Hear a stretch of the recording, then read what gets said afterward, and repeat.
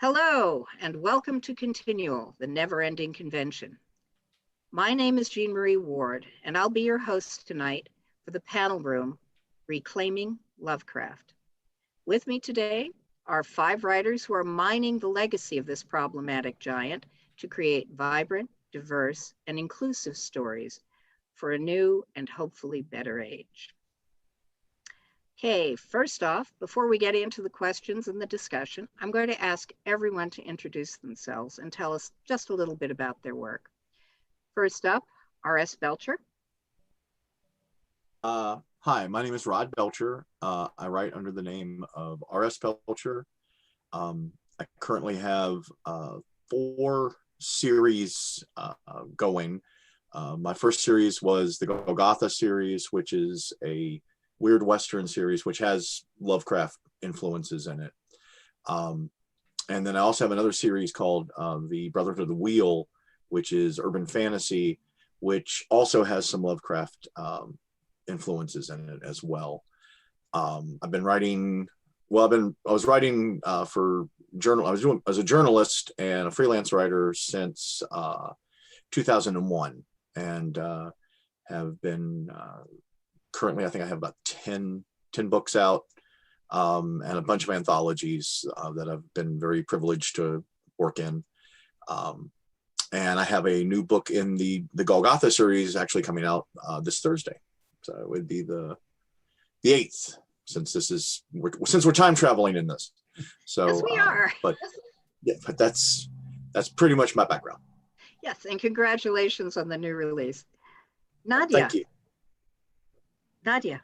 Hi, I'm Nadia Bulkin, and I have 1 book out. It's my collection, which is called She Said Destroy. It has a few Lovecraft stories in there as well.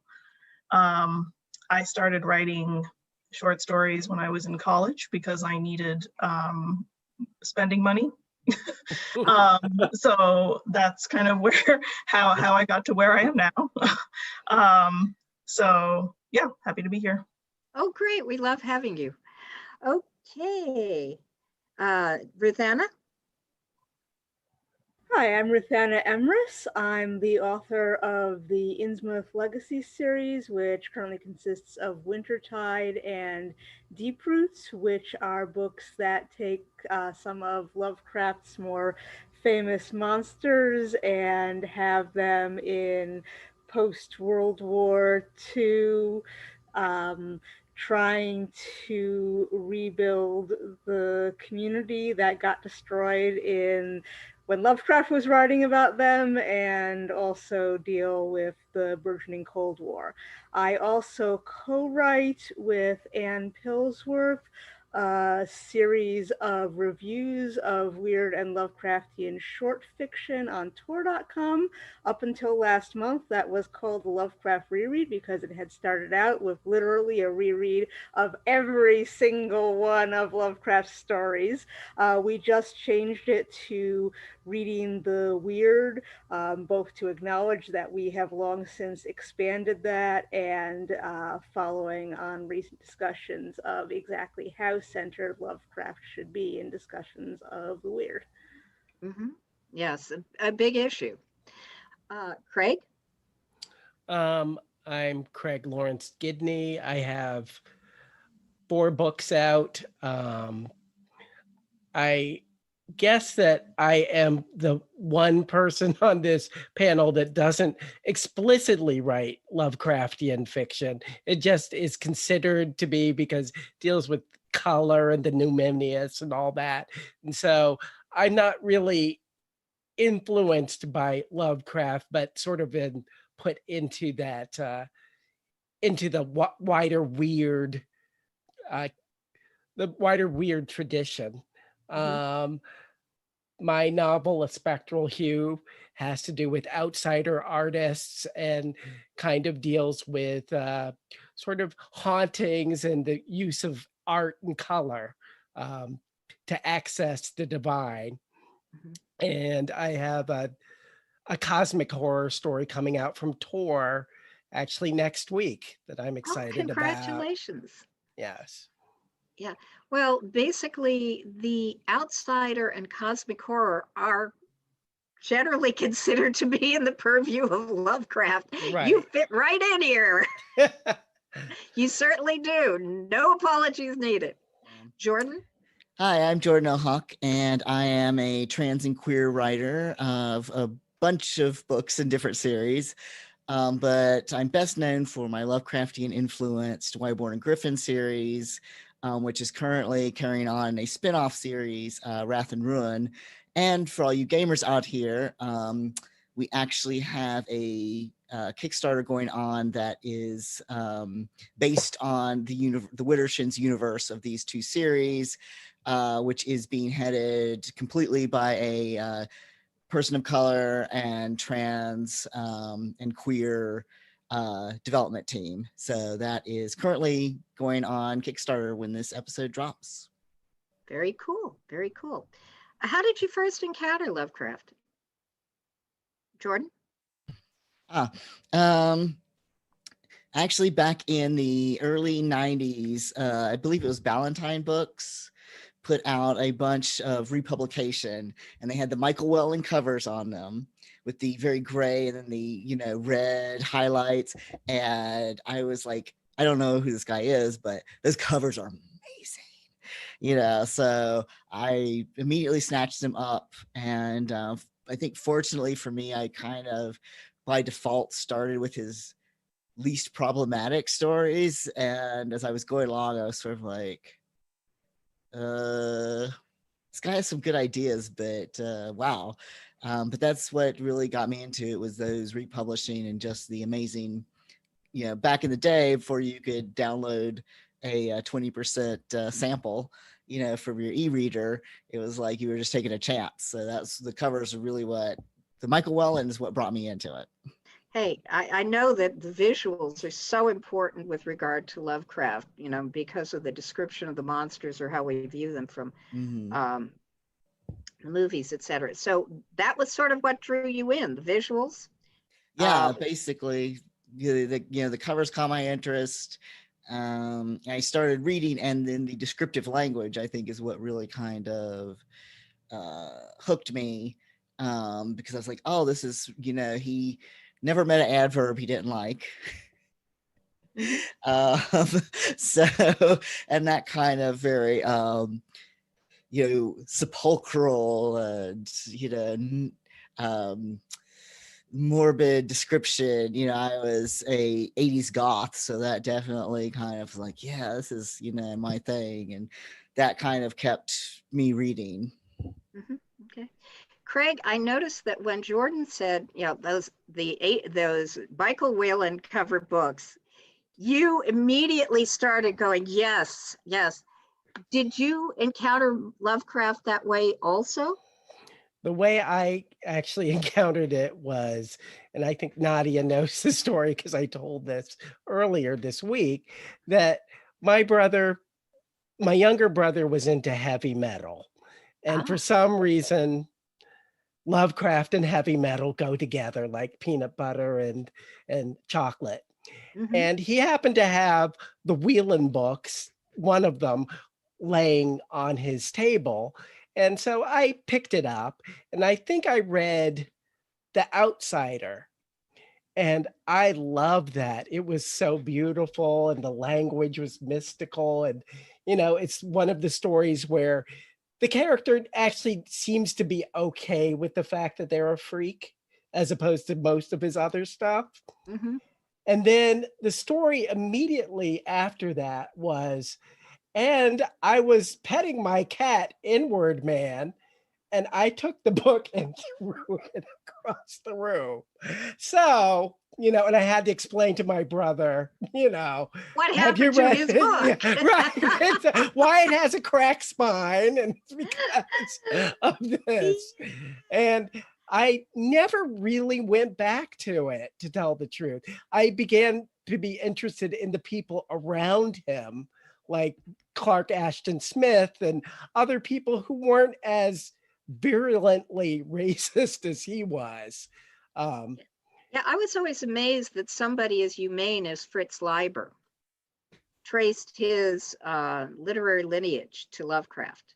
I mean, I was sort of surprised with Robert E. Howard, but, you know, it was like, Liber, really? You know? Right.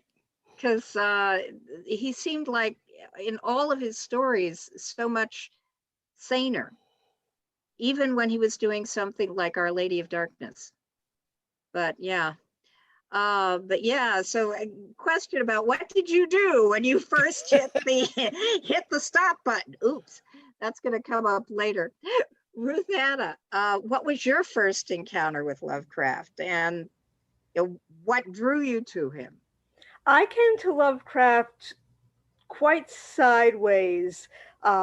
In college, I was hanging out with a group of science fiction fans and role players, and many of the people there were very into Call of Cthulhu and the Illuminatus trilogy, and they had plush Cthulhus, and so I heard the jokes before I came to anything else. Mhm. But I was at the time a child of the late 80s. I was very into apocalyptic fiction. I actually met my wife around the same time in a class on films about nuclear wars. So the apocalyptic side of the Elder Gods was very appealing to me at the time. And it was several years before I actually thought, well, I probably ought to read the originals. I bet they're interesting. And that leads to, I think, probably the answer to the next question. So, which is, what drew you to I'm sort of combining them here.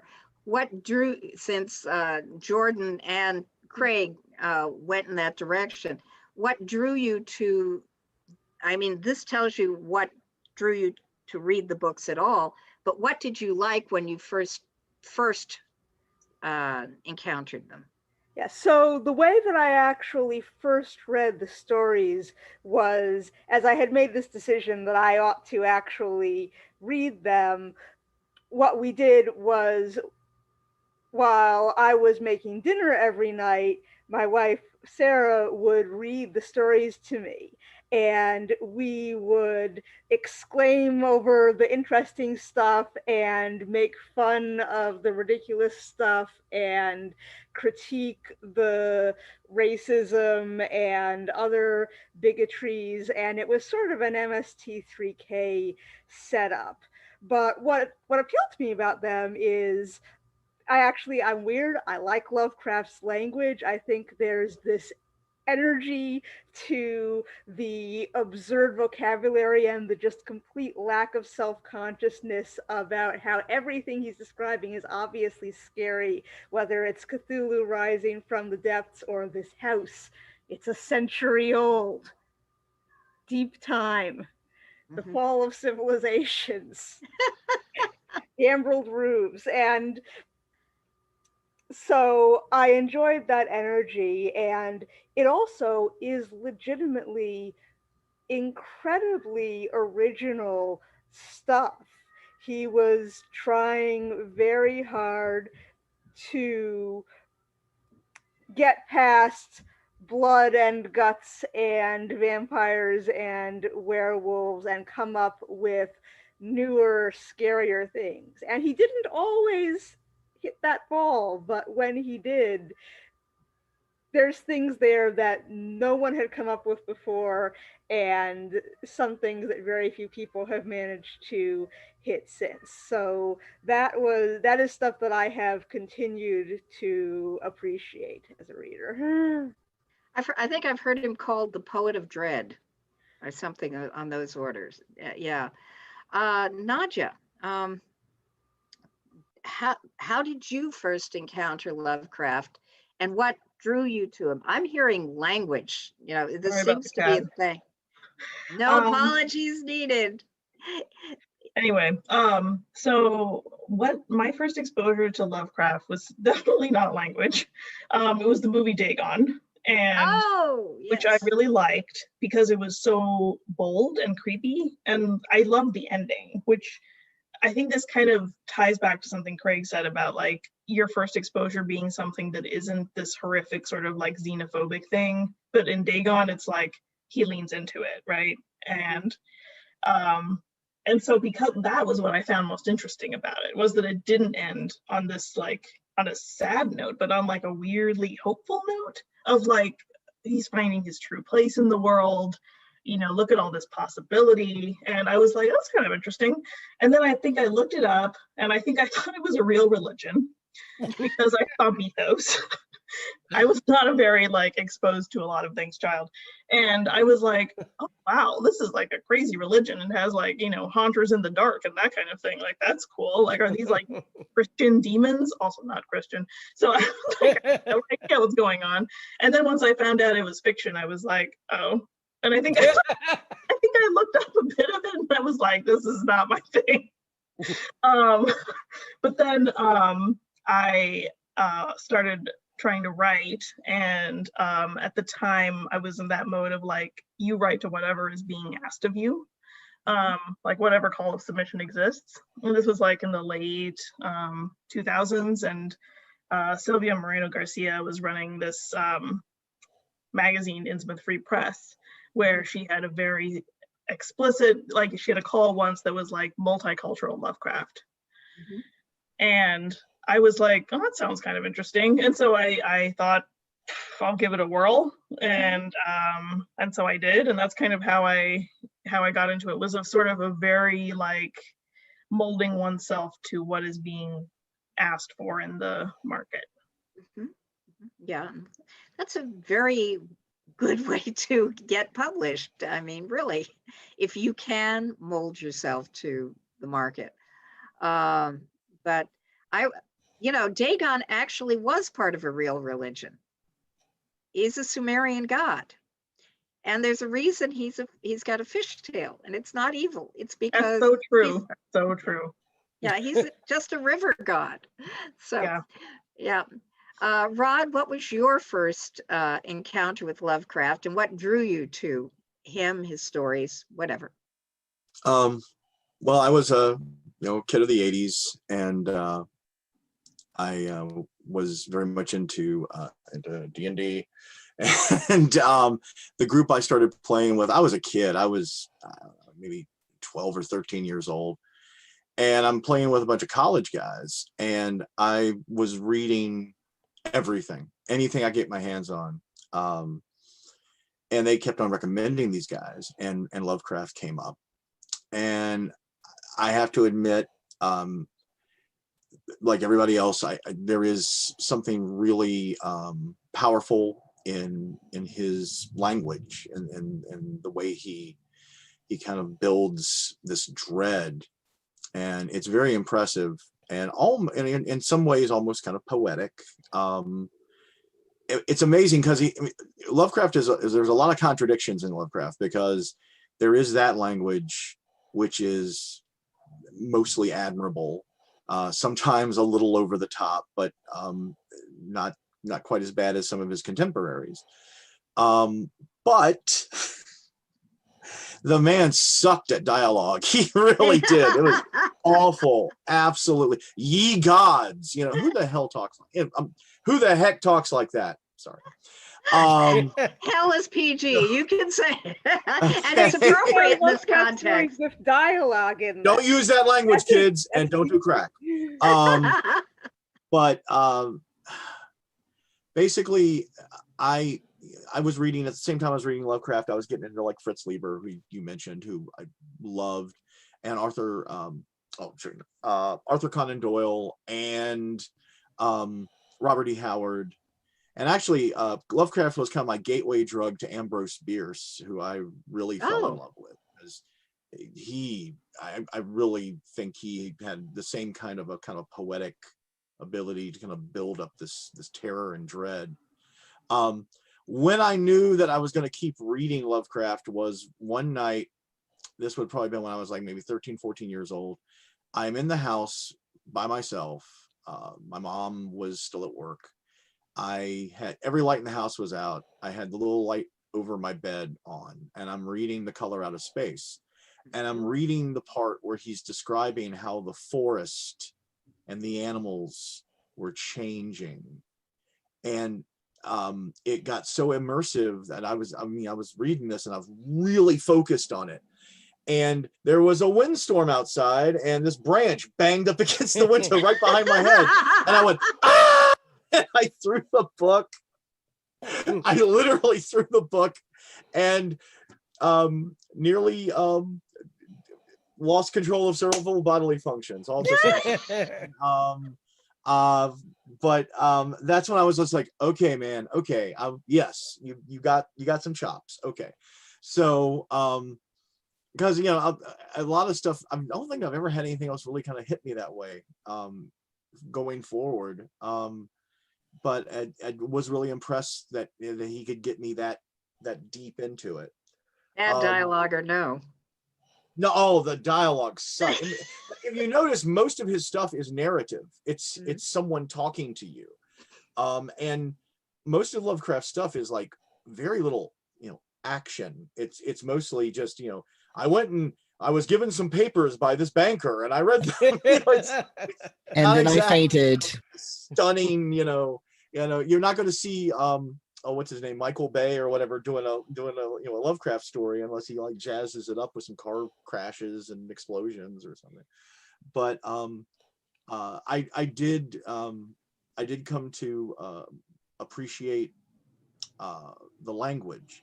And I have the same feeling for Clive Barker. Actually, Clive Barker can produce this beautiful, horrific, terrible, poetic language, and that is impressive.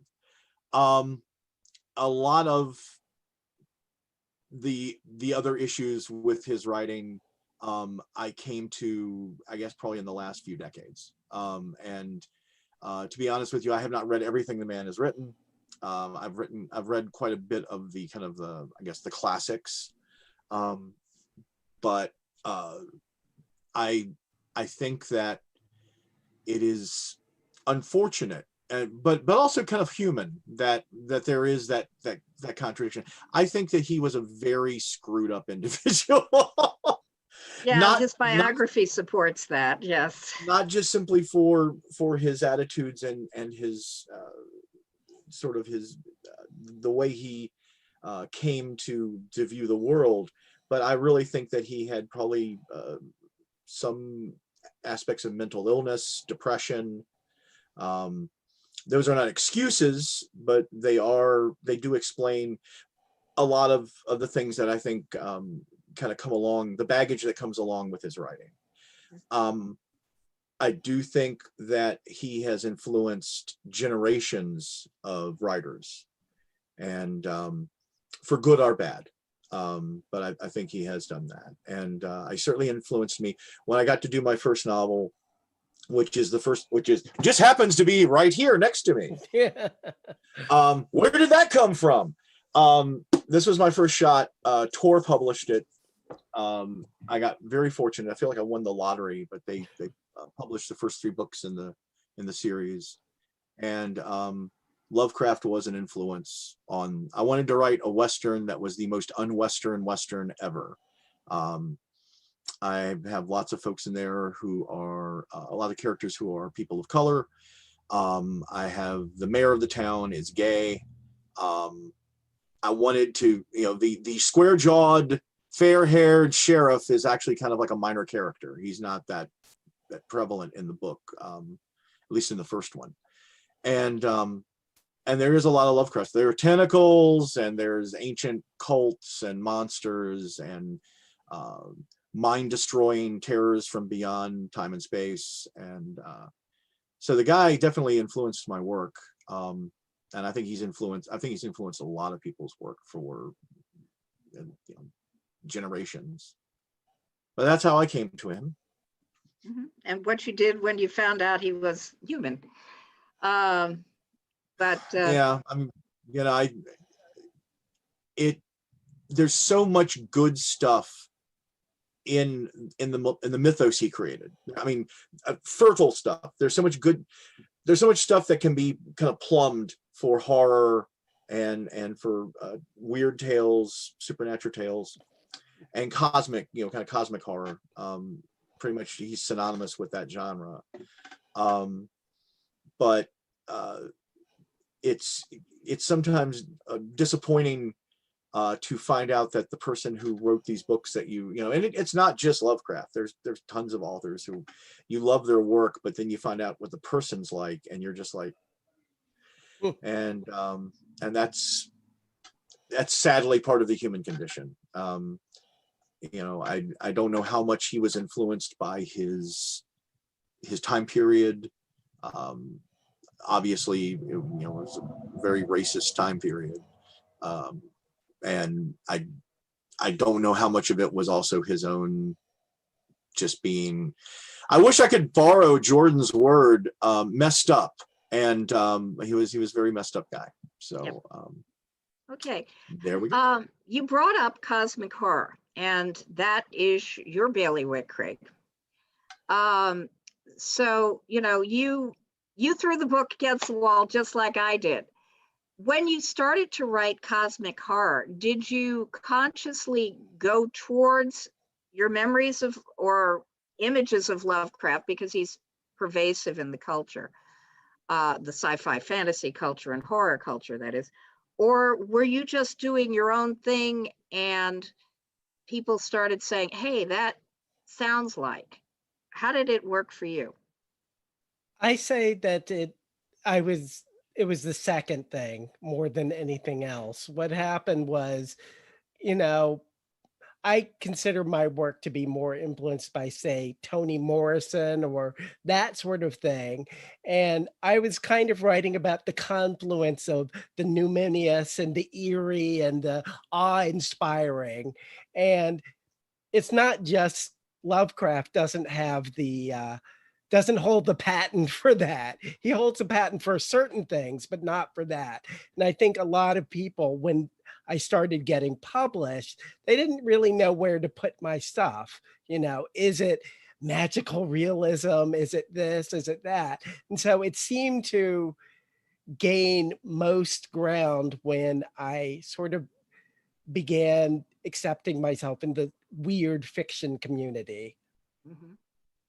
And were you compelled to strike a particular path in weird fiction?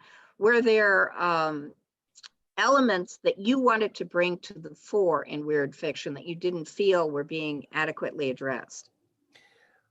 Well, I never write in terms of polemics. It's always from the heart and the subconscious. But I began finding that all my characters were either Black or queer. And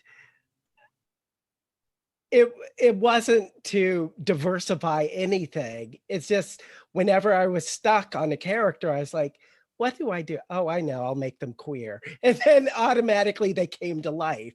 And so it wasn't even, I didn't even want to go and diversify anything, at least at the writing stage. Mm-hmm. Now that there are, unfortunately, Lovecraft apologists / fanboys who seem to like more Lovecraft rather than just his work, now I kind of get a little mouthy, but before it was just totally, that's the characters that spoke to me. Mm-hmm. Yeah. Hey, there is no wrong here. Anything that produces good work, however it comes out, that's good. Especially if it's for a better, working towards a better world. Jordan, the idea of getting romance out of Lovecraft, it just sort of busts my head wide open. Was that a conscious response to the less savory elements you found in Lovecraft, or was it a, hey, I like this world and I want to put romance in it? How did that all come about? Yeah, it was more of the second, because the cosmic horror aspects of it, like I like his mythos and the things he came up with, but a lot of his cosmic horror centers around like, I'm not the center of the universe as a white man. Hello. And it's like, I was like, well, duh, you know. So that part of it never really was very interesting to me. But I was rebooting my writing career, and at the same time I was listening to a podcast I very much recommend called HP Podcraft. And they basically went through basically everything he wrote and talked about the good things, you know, in chronological order that he wrote it, and talked about the good things about it and also the really terrible things about it, you know. So it was a really interesting critical evaluation of his work. So I was listening to that, and they got to the Dunwich Horror, and they made a joke about the main character, or the not main character, but the guy whose name I now cannot remember, getting together a posse of learned men to go take on the monster. And I thought, oh my God, that's hilarious. I would love to write a character who's just like some nerd who has to fight monsters. And then the idea wouldn't leave me. And so I'm like, well, who is this guy? And, you know, I ended up with this gay Victorian philologist / wizard who, and I'm like, well, I always put romance into all my books. So I'm like, well, he has to have, you know, a romantic foil. Because the series is really about found family more than anything else. That's really at the heart of it. So that's sort of where it begins. So it was less a conscious choice that I would like to write this type of character. And this is the kind of story that I am interested in telling within these, this flavor of mythos. Mm-hmm. Which does have a lot that's cool. Nadia, I got the feeling when you were discussing your work a little bit earlier that your stories that are very female centric, and we both know that Lovecraft never met a woman he wasn't afraid of in fiction. I mean, seriously. We won't go into the other things that he was really afraid of, but he was definitely afraid of women. Was that your reaction to what you found in the work, or was it more of a conscious professional decision? And to go in that direction, or was it just because, hey, I'm a woman and I want to write about people like me? It was that last one. I very consciously try to center female characters in my stories because I never used to read characters that seemed like me. I always felt like male writers just like really couldn't write women at all. And so it was kind of an isolating experience. And I think, once I found people like Shirley Jackson, it was kind of like, oh, I see, you got to do it yourself. And so, I really have made that kind of like a conscious like effort on my part. And so when I started, writing to Lovecraftian calls of submission, it was like, well, let's put women in here. And I was just thinking about this actually, because all of my Lovecraftian stories, I think, have women at the center of them. And they all kind of lean into this idea that like, they're all obviously in a male dominated world, and the men are usually more afraid, sometimes for good reason. And in one of mine in particular, Violet is the color of your energy, which is based off Color Out of Space.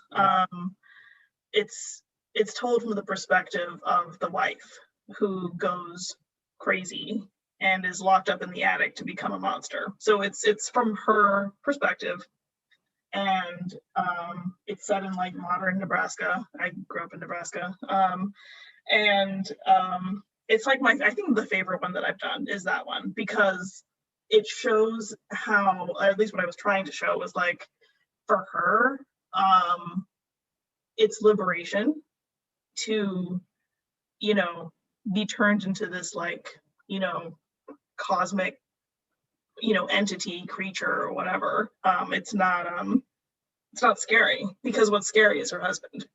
Mhm.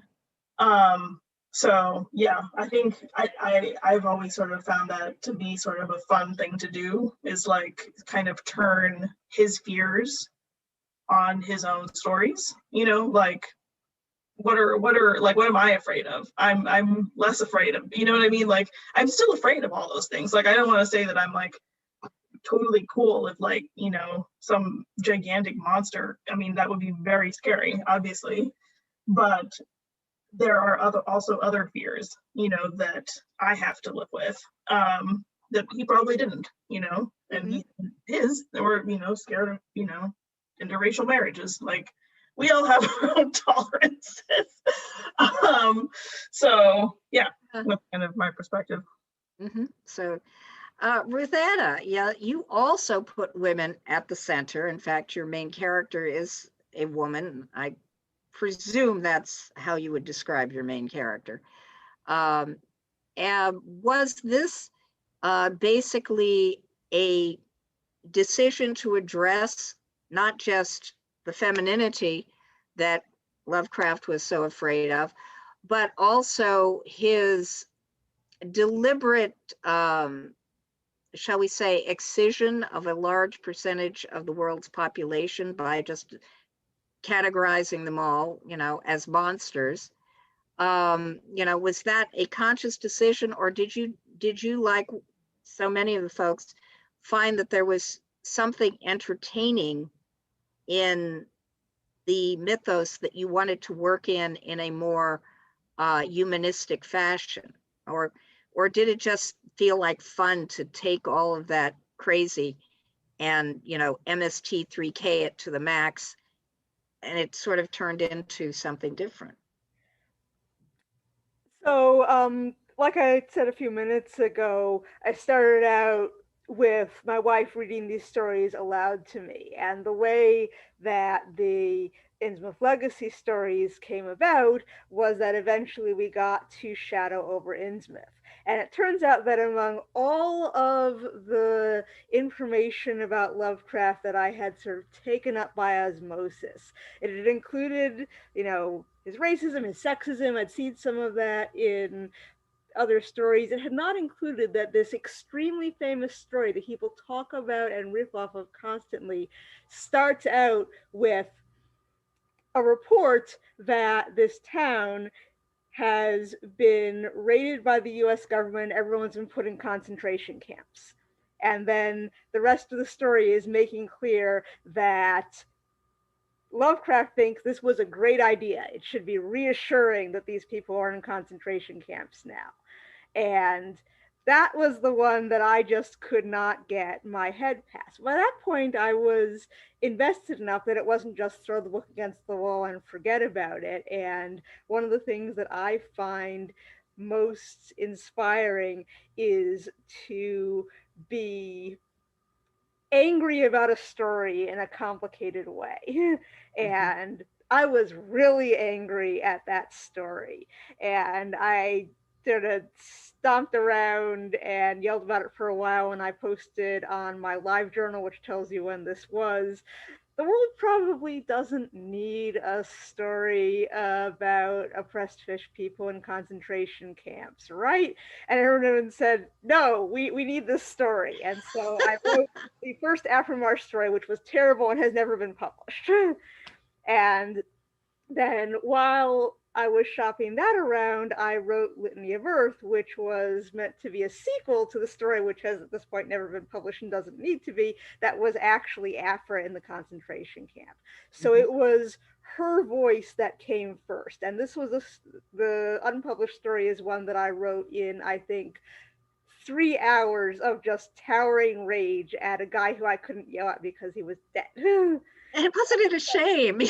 And so absolutely nothing about that story was like consciously reasoned out. It was, this is the voice that came to me, and this is the personality that feels alive in this situation.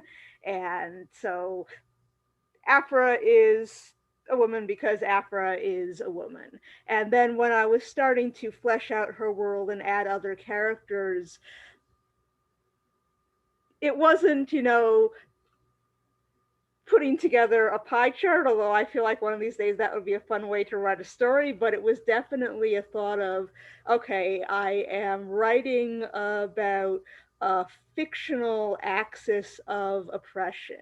And I know that it drives me nuts when the fictional axis of oppression is the only one that you see. But I'm really interested in intersectionality, and I'm really interested in oppression and bigotry as like psychological phenomena. It's a thing that is very dangerous to me, and I'm frightened of bigots, and I want to know why drives them. Why do they think that way? And exploring it through a dead white racist is relatively safer. Well, you were taking on. I ended up putting people who had other axes of oppression because that was a good way to explore. So what looks the same if you have someone who has certain sorts of power and others? What looks different? What happens when you get people on this fictional axis of having some types of power and oppression in a room with people who have different and more familiar ones? And so I ended up with queer characters and Jewish characters and African American characters and Asian American characters. And some of that also started out because if you put people in a fictional concentration camp in 1928 and they all either die there or are, eventually you get to the point where you get real concentration camps in the US, and at that point it just makes sense for a government that's going into a war to try and be efficient about the whole thing. And so having Japanese American characters in there just followed organically. Yeah, I can see that. And then to add an extra axis of oppression, you were going into the period with the House Un-American Activities Committee, and all of the intersecting axes of oppression, which were quite a few.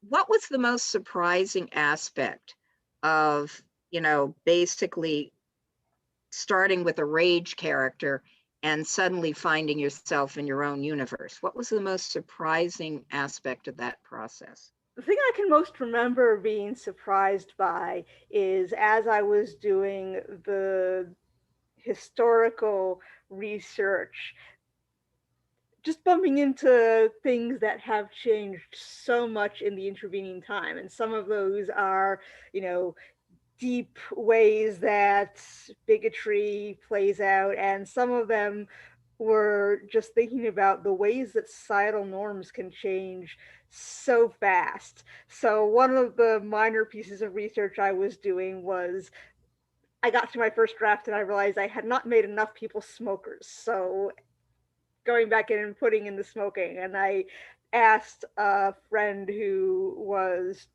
a retired Harvard librarian, they wouldn't have been smoking in the rare book rooms, right?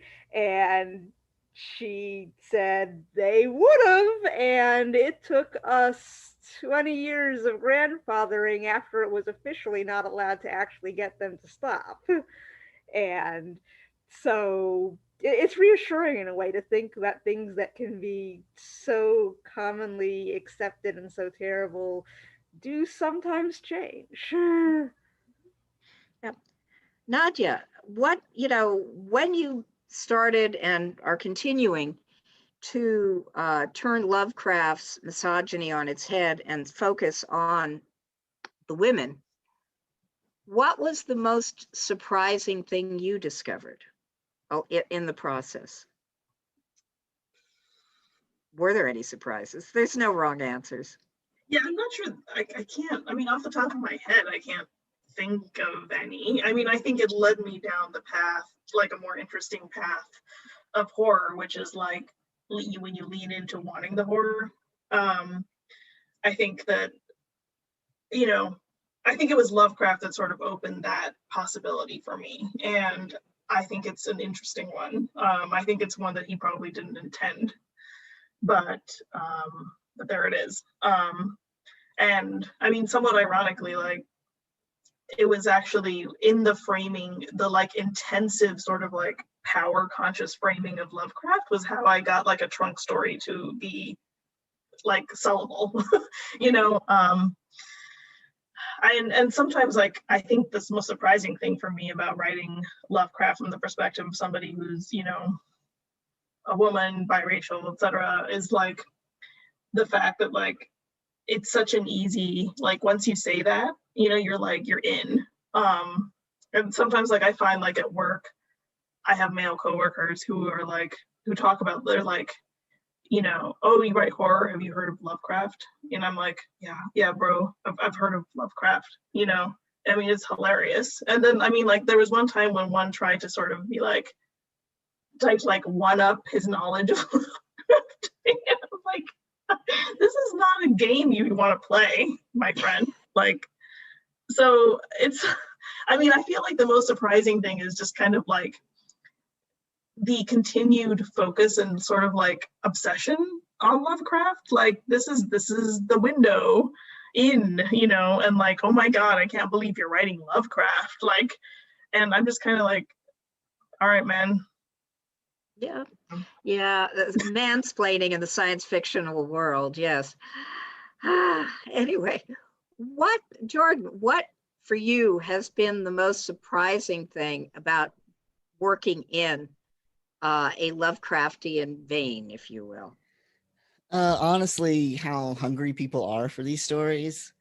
I did not have, I was like, okay, I'm writing, Widdershins was the first book. It came out in December of 2012. It had no clear genre. It is set in 1897, but has, you know, paranormal Lovecraftian elements to it, and it's a romance. It's a queer romance. Mm-hmm. So I'm like, this is not, traditional wisdom says this is not something everyone is, you know, clamoring for, but it was really the book of my heart. So I was like, I'm going to write it and just see, you know, what happens. You can do that nowadays. And just how strongly people responded to it. Like, this is to date absolutely the most successful series that I have written by far. And just how much people want this idea where one of the besides found family, which is a big concept, part of that concept is that the series is about the outsiders. Mm-hmm. So just to throw out an example, one of my favorite Lovecraft story probably is At the Mountains of Madness. Mm-hmm. But when I read it and he's like, oh, those Shoggoths were terrible because they rebelled against the people who were literally keeping them enslaved, I'm like, go Shoggoths, you know, like pull their heads off, like, come on, you know, like, it's got a happy ending, for God's sake. It's a Lovecraftian story, has a happy ending whether Lovecraft wanted it to or not. So a lot of it's my stories written from the perspective of, yeah, who is the real monster. And most of the time it is, you know, the humans, you know, the rich, not necessarily rich, but almost always, you know, people who are like doing all this for power. And the idea of is a lot of it is communities of marginalized people coming together and, you know, ultimately saving the world. And that includes the fish people and the, you know, the Shoggoth type gelatinous horrors bonding together. And it's like that people are really receptive to that and to the idea of the found family, and that sometimes that found family has tentacles, and the idea of a long-term bond between people that can lead them to do great things. People are really hungry for that. And I think that's why the series did well. I think that's why the Kickstarter for the RPG is doing well. It's not something that I ever predicted, but people, like I said, people are really hungry for that kind of story, something that, you know, talks about coming together instead of breaking things apart. Yep. Yep. It is interesting. There seems to be a never-ending hunger for Lovecraft. Craig, what, when you've sort of made a niche for yourself in cosmic horror, a Lovecraftian genre, if not directly related, what have you found to be the most surprising aspect of your writerly journey in that regard? I'd say like Jordan said, that people are actually interested in reading about marginalized people. Um, I think that when I was growing up, I never saw Black people or queer people or anyone that wasn't sort of like a square jawed wasp type hero. And a lot of times I was not, you know, to tell the truth, when you're growing up, you're just like, oh, well, is that even allowed? And then when I discovered, say, Samuel Delaney or Octavia Butler, my mind was blown wide open and I couldn't shut the door. Um, the other thing that I think is surprising is that how much people like non fiction that doesn't fit in one category or another. That's the one thing. It's neither fish nor fowl. My particular things are, you know, it says on the back of my book that it's a horror book, but I actually don't think it's a horror book. I think it's a book about found family and inspiration. But some people will find that, you know, creepy at the time. Um, so I also think it's surprising at what people take from it too. Mhm. I wasn't really aware of that when I wrote it and published it. I wasn't really aware of the sort of found family aspect of it until someone wrote an article about it, and I was like, "Oh, okay," and then I accepted it. Great, great, yeah. Rod, what has been the most surprising aspect of your use of Lovecraftian themes and horrors? Um, I've been writing notes because I kept hearing things that were jumping out at me that I was very excited to hear about. Some of the things that Nadia and Craig and Jordan were mentioning, I'll maybe make a little note here. The third book in Golgotha is called The Queen of Swords, and it's centered around one of the characters from like the ensemble. It's basically like a solo book. And the villain, the bad guy, is Typhon. It's the Typhonian beast, and he has kind of a connection to the sort of existential horrific thing that shows up in the first book. What I found really interesting is it's set in the early 1870s, and the character, it jumps back and forth quite a bit, but what I've gotten more feedback on is not the Typhonian beast. It is the story of this character going back to her home in South Carolina to her father basically kidnapped her daughter. Her husband is dead. He kidnapped the daughter, and he is in control of her inheritance since her husband died, because the law was a woman couldn't possibly hold property and money and be able to do all of these things. So that fight and that conflict, her fighting against the system. And I managed to drag in Arabella Mansfield, who was one of the first female lawyers in the United States. And I had her kind of come in and be my character's advocate. But that fight against the system seems to have, engendered a lot more. I get a lot more comments and feedback on that than I do on this kind of Lovecraftian monster that is also part of the book. I found that really, fascinating. And when I write the Golgotha books, I'm doing a lot of historical research, and it is just stunning how much things were just completely out of skew, and it was just no one even blinked. No one seemed to even notice that was in the power structure. So I found that there are scarier things than unspeakable horrors from beyond time and space, and they seem to resonate a hell of a lot more with people than those things do. I really enjoy kind of holding these things up in the books and going. The one that's coming out this week deals with the Ghost Dance movement, the first Ghost Dance movement, which led into the second Ghost Dance movement.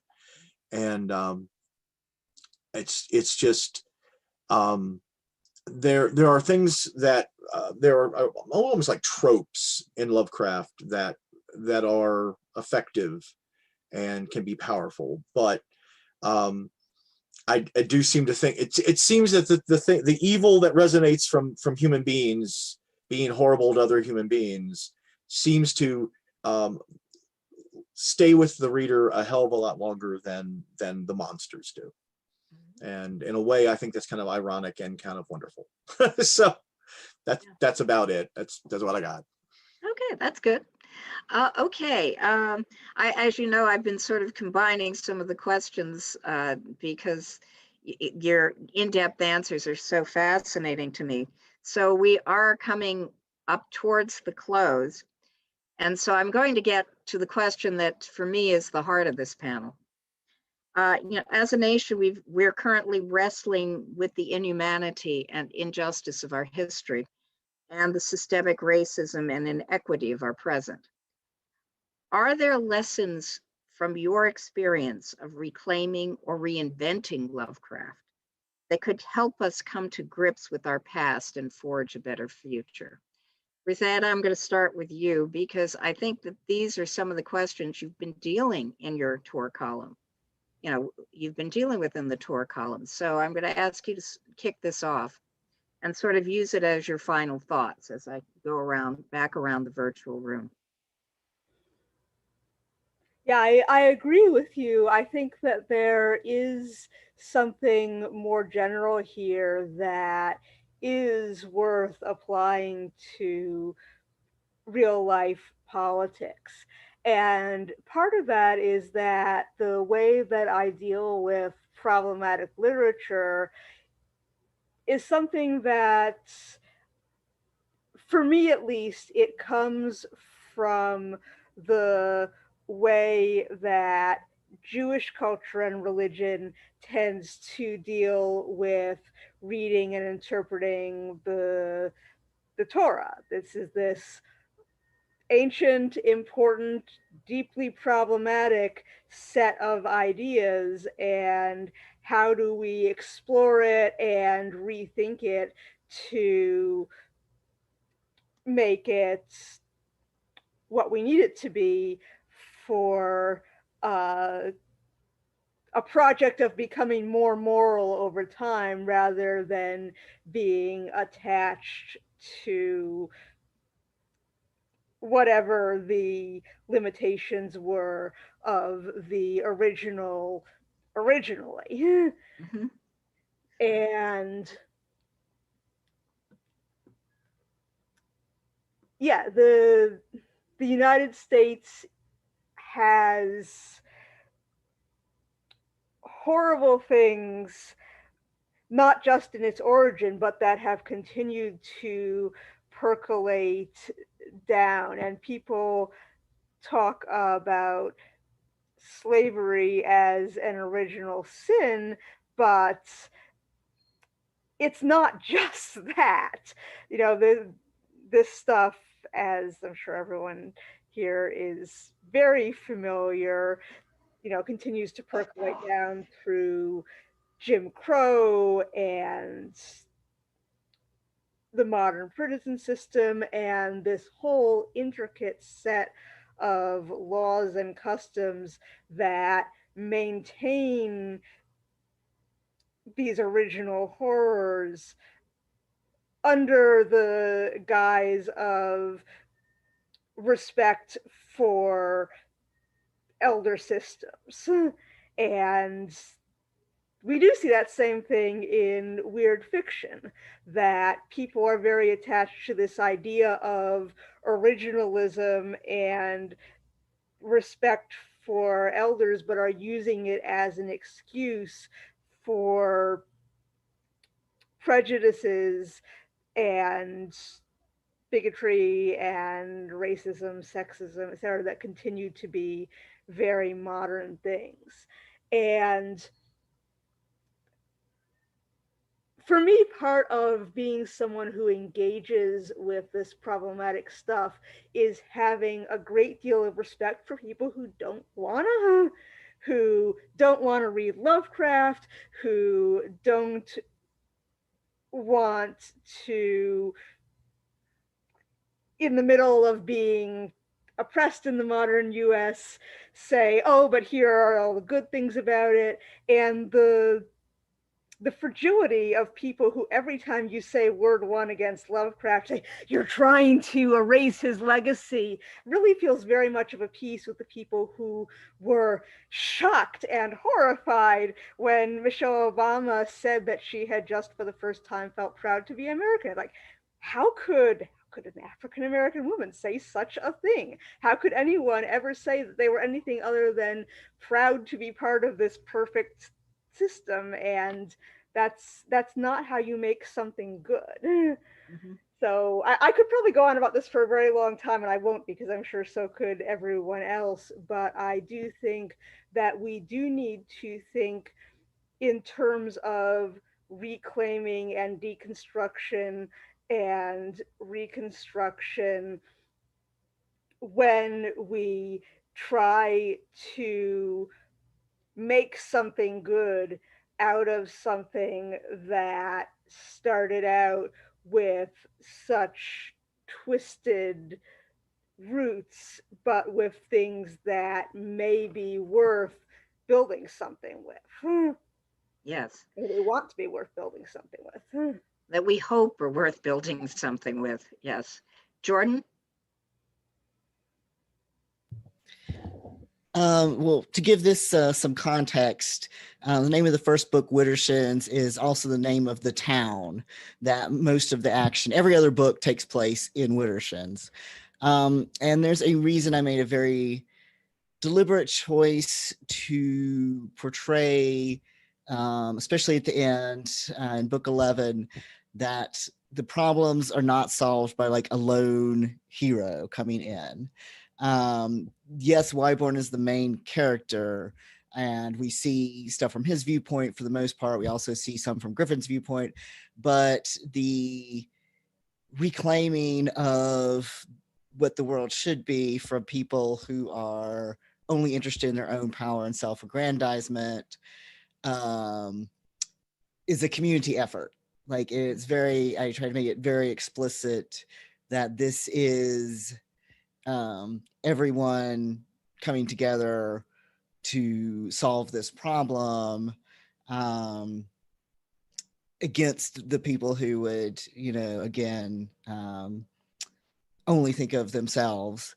And when I am writing a spin-off series, which the first book, Unhallowed, came out in July, it takes place 8 years after the big battle at the end of Wyborn Griffin series. And I wanted to do that to show the world that they had built. Mm-hmm. So within this town, It is still anchored in 1910 America, but within this town, the world that they fought for to be a more inclusive world and a place where you could be yourself was very much, I wanted to show that they did that they succeeded. So part of it's from the perspective of an outsider coming in expecting things to be very different. And then, in case people have not read the first series, taking them through, well, this is how this world is, because I wanted to show people that you can make a better world, but like no specific person is coming to save you. It's kind of on all of us. And some of us are tentacle monsters to come together and do this. That was a very, very deliberate choice that I made in the series. Okay, cool. Community. Yes. Okay, yes. Craig, what lessons from your experience of working and reinventing cosmic horror do you think are applicable to helping us heal ourselves and improve as a nation? I'm going to actually talk about Lovecraft Country for a Okay. second, because the series that was made out of Matt Ruff's book, Yes. one of the things that it did, I have not been watching it, but I saw the free episode. And one of the things that they did at the first episode, I think that sort of, I don't know if it carries through, but it makes it clear that the laws of Jim Crow, which the Black family have to deal with, were sort of arbitrarily adhered to. Like sundown towns, while real, they weren't a legal thing. You couldn't legally do things like that.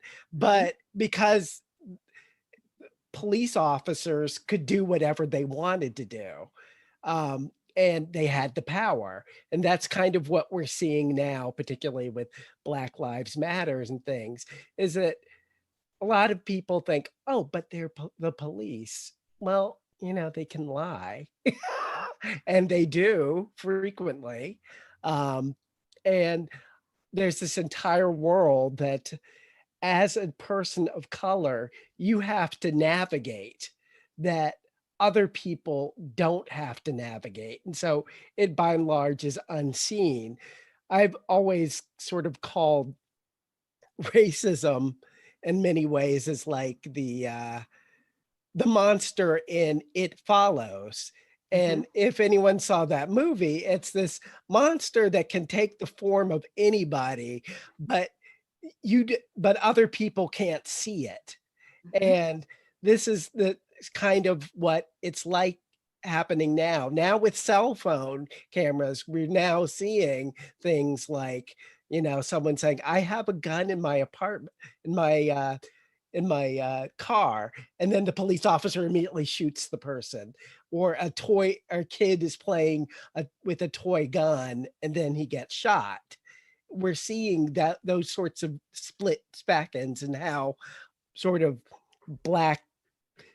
how Blackness is pathologized, and how cruelty sort of against Black people is kind of normalized, because we're obviously the monstrous, the other.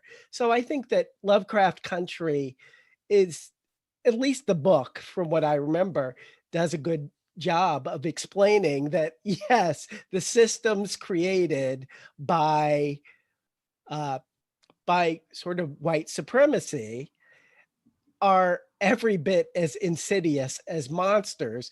And sort of connecting that to Victor LaVale's The Ballad of Black Tom, which imagines the horror of Red Hook from the viewpoint of an immigrant, is like, Cthulhu or racism? Cthulhu, come on. What is worse? I'd rather that wipe them out than anything else. So I think that's one of the things that you can get from that, and from this sort of reclamation. Another retelling would be, what is her name? Kidge Johnson's The Dream Quest of Velvet Bow is another retelling from a female perspective, and she goes into some interesting places with that. And when you read that, you don't get the dread, you get that it's kind of a beautiful, magical, but dangerous world. And ultimately, the person who, well, I don't want to spoil it, but yeah, it does have a feminist ending to it. Okay, okay. Rod, what do you think? What lessons have you, from your experience of reclaiming and using Lovecraft, could help us come to grips with our past and forge a better future? Craig is a hard act to follow. I'm going to say that right now. He's a hard act to follow. I think this year has chewed up a lot of people. I think that it is. Oh, there's explosions outside my window. Speaking of bad years, there seems to have been, an awful lot of. It feels very apocalyptic. It feels like things are kind of, the elder the gods sinner's are not waking. holding. Things are falling apart. The sinner cannot hold. And one of the things that I think is a little, one thing I try to keep in mind, I've tried to keep it in mind all year, is there was a book by Alan Moore, and I forget who the artist was that was working with him, but it's basically called Signal to Noise. And it was a graphic novel about a guy who was a filmmaker, and he was producing a film about this village in Europe on the eve of the end of the millennium, and how all the people in the village were coming out basically because they thought the world was ending, because things were so horrible and terrible. And he also, in the course of the book, finds out he has terminal cancer. So he's trying to find some meaning to go forward and finish this piece of art that he's doing when it all seems so pointless to him. And one of the great lines in there is, it's always the end of the world for someone. That, the world is always ending for someone, somewhere. And in a way, this year is a great opportunity for things to get made right that have been wrong. I think that one of the things that's very interesting in Lovecraft is the monster that's going to destroy the world. A lot of times the monster is not defeated. It's simply put off for a little while. And that resolution is usually by individuals.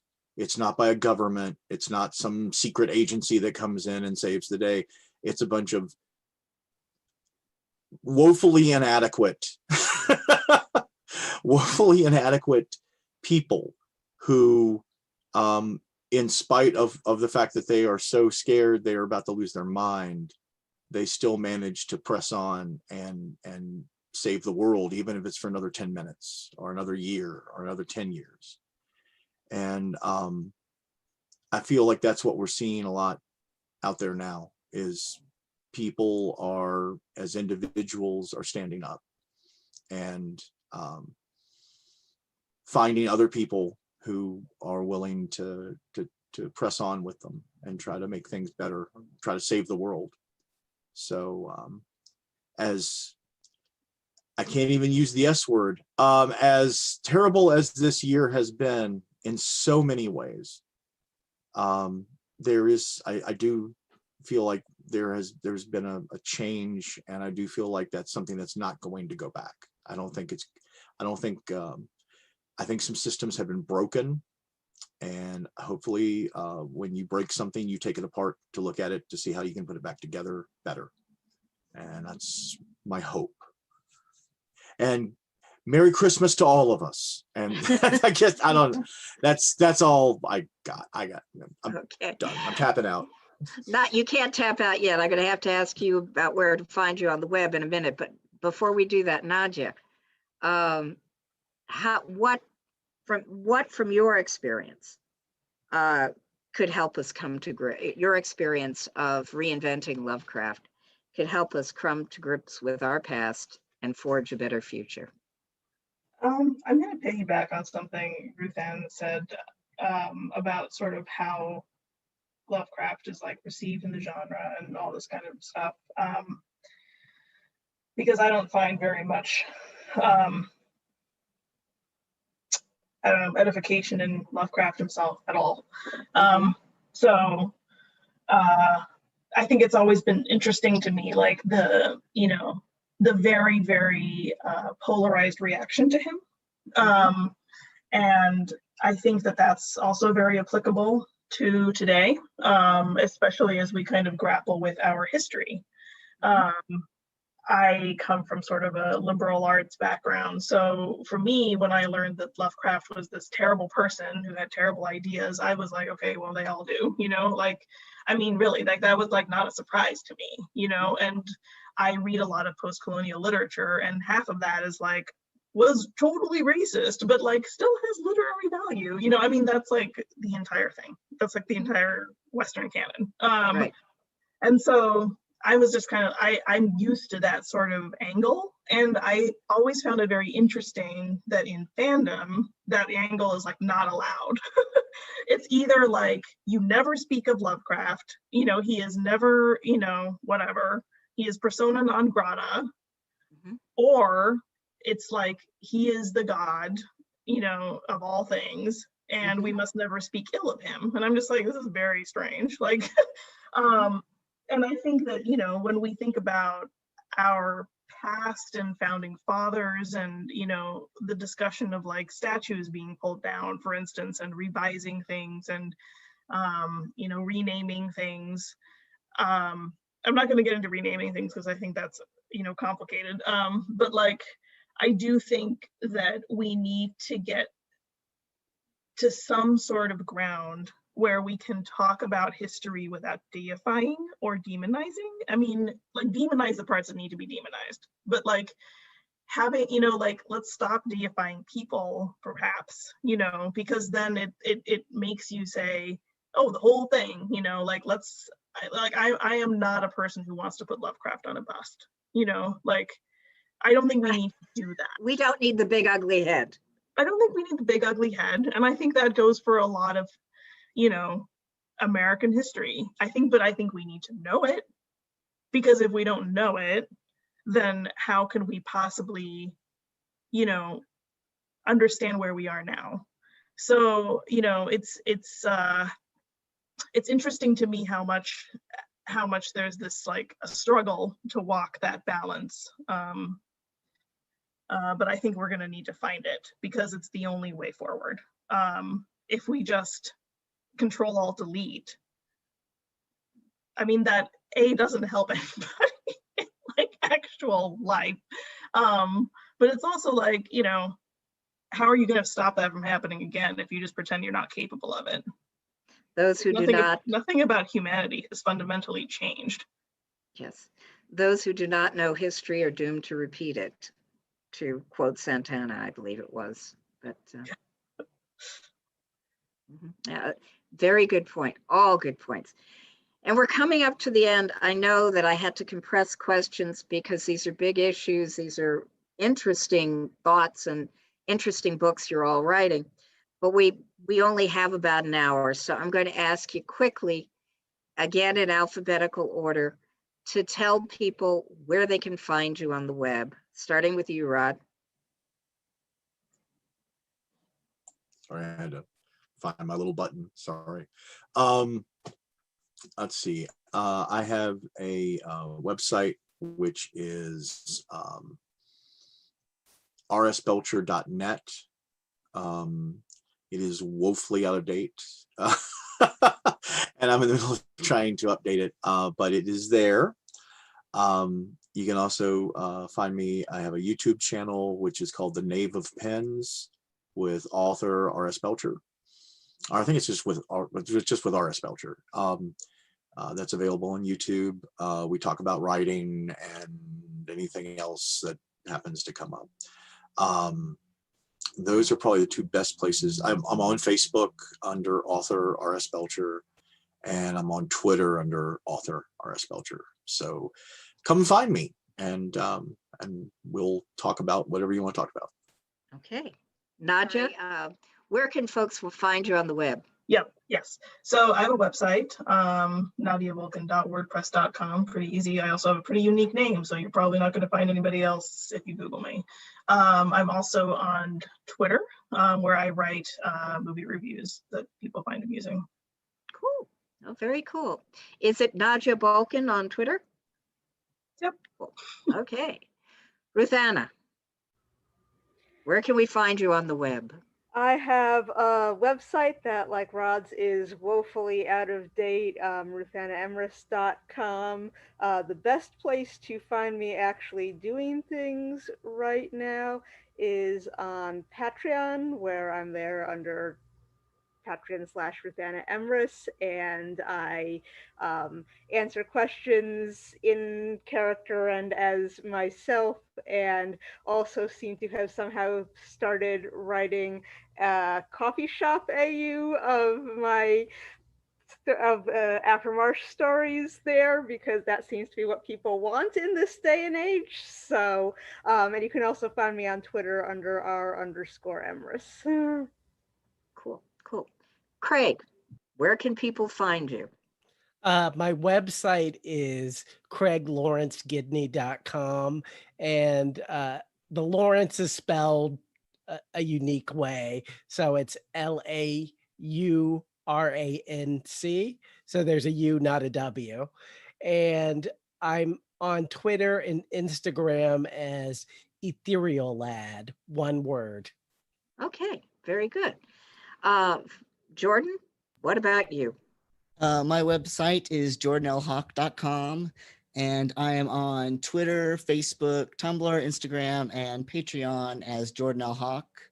And if you're interested in the Kickstarter I mentioned for the Widdershins tabletop game about Eldritch Horror found family and maybe kissing Eldritch Horrors, that's completely up to you as a player. Go to Kickstarter and search for Widdershins, the role-playing game, and that should take you to it. Okay, great. So we have come to the end of a woefully short hour. Thank you all. And thank you all out there who are watching. If you enjoyed today's show, please like, share, follow, subscribe, or leave a review. Thank you all, and goodbye. Thank you.